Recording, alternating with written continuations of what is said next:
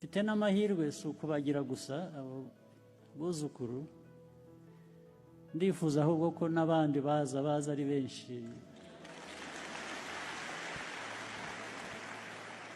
ariko kuri abo babiri nagize amahirwe, nasabye ababyeyi bababyara ngo bampe uburenganzira mbite amazina.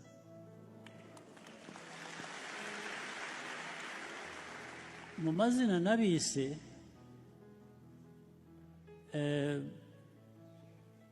nabigize mbishaka mbigendereye, birimo philosophy, imyumvire. Wa mbere